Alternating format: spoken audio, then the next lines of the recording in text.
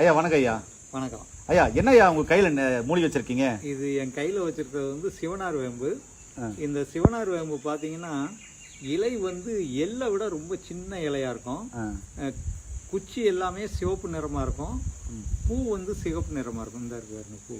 ஆமா, இந்த இடத்துல ஒரு 3 பூ இருக்கு. இது வந்து ரொம்ப சிவப்பு நிறமா இருக்கும். இது வந்து உடல்ல உள்ள கொழுப்பு கட்டிகளை மிகவும் அற்புதமா கரைக்கும். இதை வந்து சின்ன சின்ன துண்டா வெட்டி ஆட்டு கோமியத்துல ஊற வச்சு திரும்ப காய வச்சு இதை வந்து குளித்தைலமா இறக்கணும்.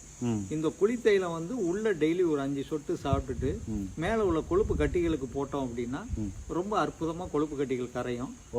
1 மாசத்துல இருந்து 3 மாசத்துக்குள்ள கம்ப்ளீட்டா அவங்களுக்கு வந்து நல்ல ரிசல்ட் இருக்கும். 3 மாசத்துக்குள்ள நிரந்தரமா அவங்களுக்கு வந்து கொழுப்பு கட்டி இல்லாம இருப்பாங்க.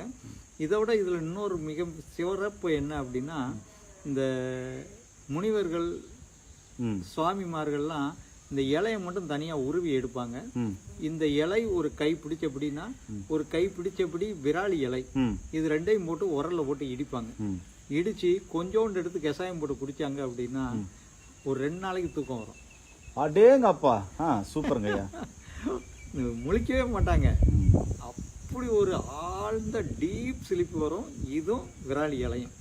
ஐயா ரொம்ப அருமையான தகவல் கொடுத்துருக்கீங்க. ரொம்ப நன்றிங்க ஐயா. நன்றியா.